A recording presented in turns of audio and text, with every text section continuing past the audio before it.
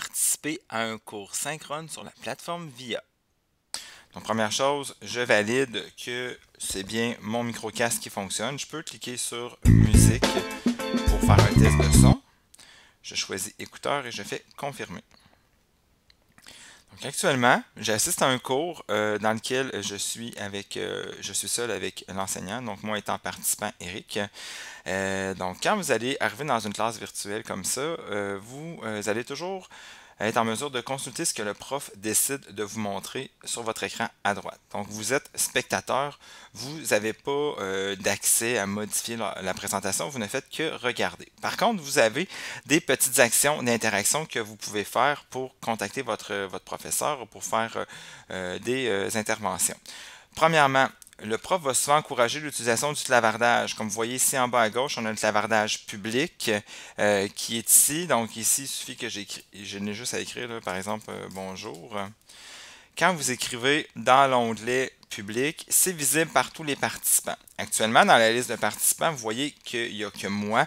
Par contre, dans une classe normale, si vous êtes plusieurs, si vous êtes une dizaine de personnes, tous les noms vont apparaître là. Puis c'est entre vous tous que vous allez pouvoir discuter dans le public, les participants et l'animateur qui est votre prof.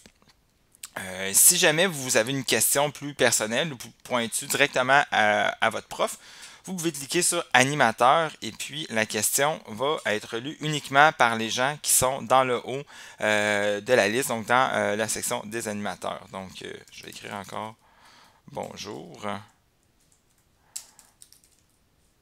comme ça. Vous êtes capable de naviguer d'un onglet à l'autre pour discuter soit directement au professeur ou avec toute la classe.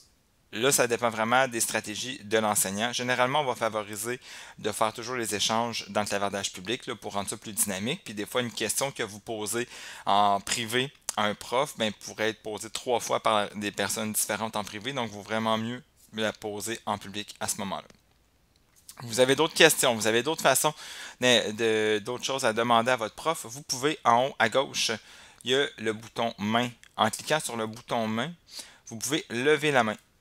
Quand vous levez la main, vous voyez à côté de mon nom, il y a une petite main qui est apparue. Donc ça a fait en sorte qu'il y a une sonnette qui a résonné dans les oreilles du professeur.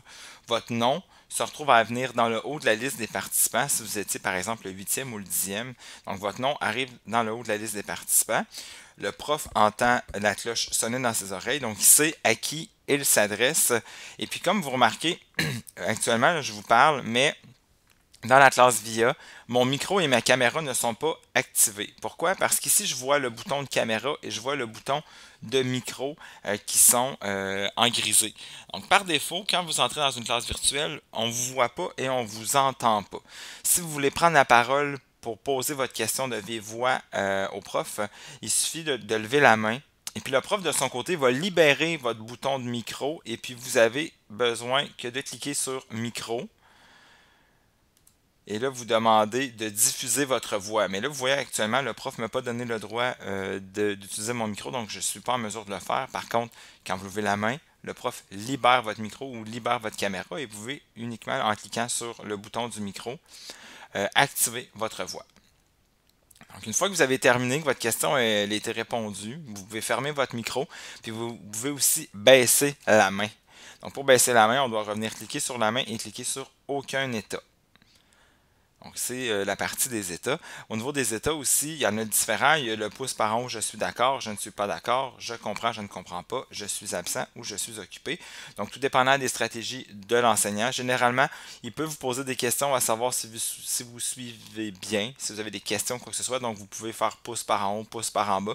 C'est des petites interventions qui sont moins longues pour vous que d'écrire dans le clavardage ou que de lever la main, de prendre le micro. Donc, juste avoir le pouls du déroulement de la classe, on va utiliser des fois le je suis d'accord ou je ne suis pas d'accord. Donc, vous voyez qu'il y a le pouce qui apparaît à côté du nom de l'étudiant. Donc, en un coup d'œil, le prof a un bon aperçu de ce qui se passe dans sa classe.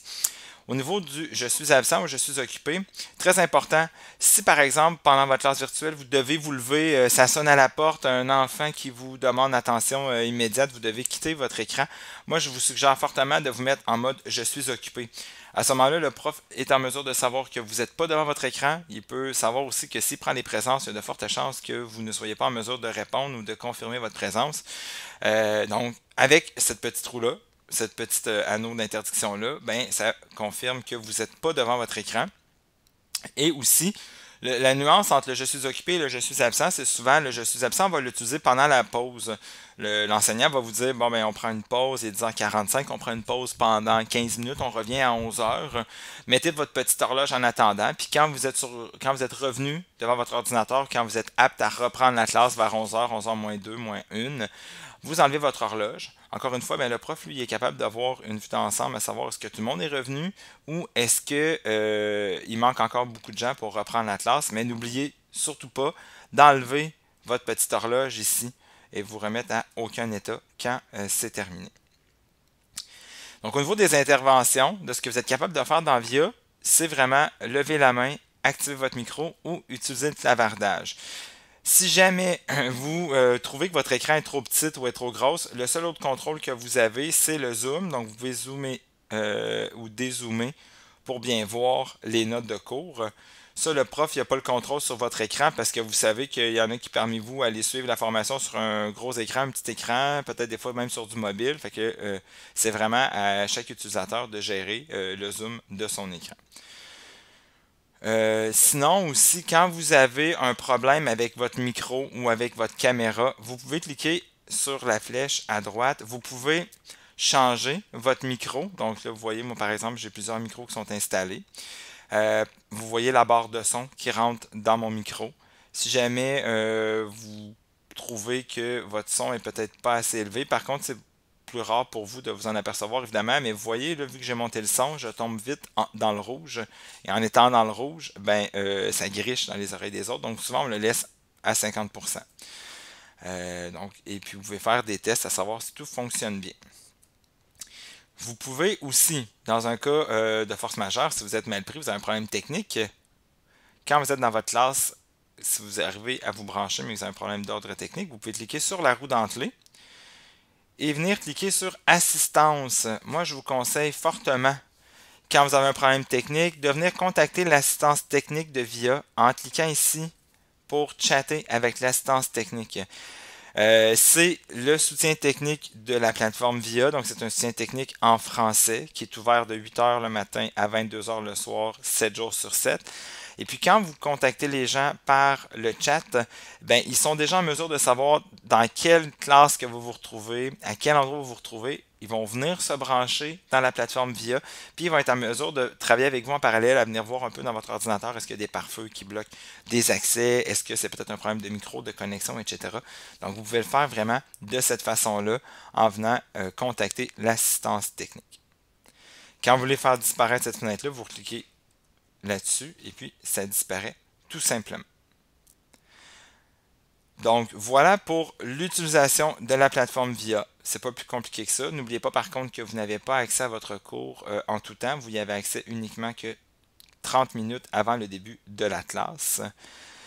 Si jamais vous avez des questions, n'hésitez pas à nous contacter.